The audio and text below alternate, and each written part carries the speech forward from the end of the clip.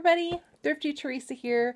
It is Sunday. I am a couple days late on the weekly sales report, and that's because I've been working on a big, huge Amazon shipment. I will show you all the stuff that my dad has brought over this week for Amazon. I was also doing a lot of Amazon work last week, again, of a whole bunch of my dad's stuff. And it's great. I absolutely love it. I really enjoy putting together the Amazon shipments. I find it fun. I enjoy printing the labels and packing things up, and so I'm having a lot of fun with that. So that's not a problem. But it is eating in a lot to my eBay and my Etsy time. I only had 4 sales this week on eBay and Etsy, 2 on eBay and 2 on Etsy. And so I'm finding it hard to balance all of the work of, doing all the Amazon stuff and still finding the energy to sit down and list things on eBay and Etsy. I have not listed a single brand new thing on eBay or Etsy for 2 straight weeks. I have relisted a few things on eBay. I have relisted a couple expired things on Etsy that, but it doesn't do much to encourage people to come to my shops when you're not listing new items. And I've also been scheming on another little business plan here, that I'm not going to go into, but it's another thing that's just been taking my time away from my current projects. So anyway, I'm sure a lot of you have the same problems of finding the balance between doing all of these different selling platforms. And I'm sure we all gravitate towards the one we enjoy the most. And I really do enjoy all the Amazon stuff. Etsy, of course, is my #1 selling platform that I love the absolute most, but I haven't been devoting a lot of time to it, and I feel a little guilty about that. So let's go ahead and talk numbers. It was a small week for Etsy and eBay. I sold 4 items, 2 on eBay, 2 on Etsy. One of the Etsy items was one of my dad's items that we put up many months ago. Really happy that that sold. You'll see it in a minute. It's gorgeous. So for the 4 items, my total net profit after fees, shipping, etc., my total net profit was $72.51, which is pretty darn good.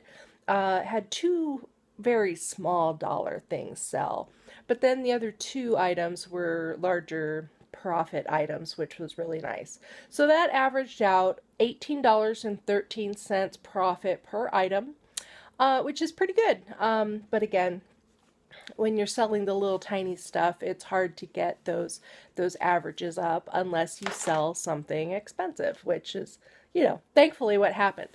So anyway, let's go to the video. First, I'm going to show you all the stuff that my dad brought over for me to send to Amazon, and then I'll show you the little things that sold.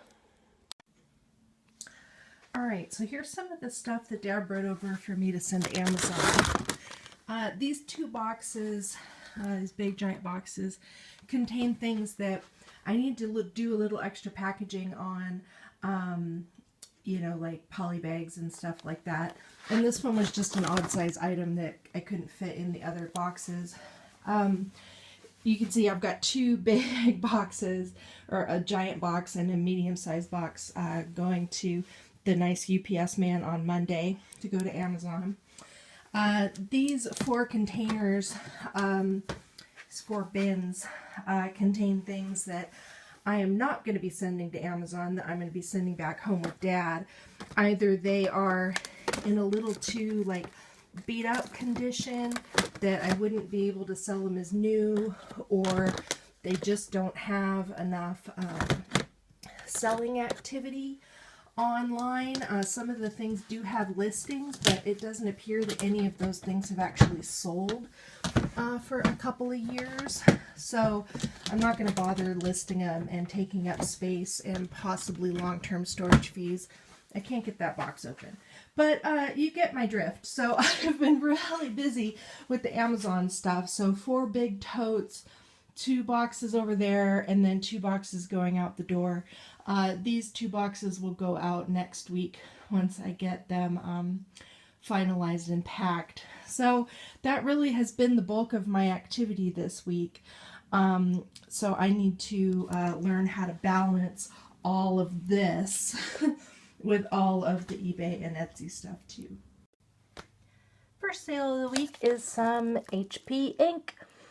It is a 2-pack of black ink. It sold for $7.99 plus shipping on eBay.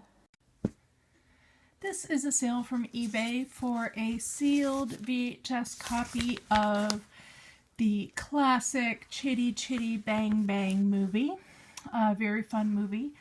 I sold this on eBay for only $3.99. But this was more than I would have gotten if I sold it on Amazon FBA. After FBA fees, I would hardly make anything at all. After eBay fees, I squeak out a tiny amount of profit. Given the fact that my dad probably purchased this tape for 50 cents, 25 cents, something like that, getting about $3 back is pretty nice. So this is shipping out today. This item sold on my Etsy account, but this is one of my dad's items, so he shipped it from his location.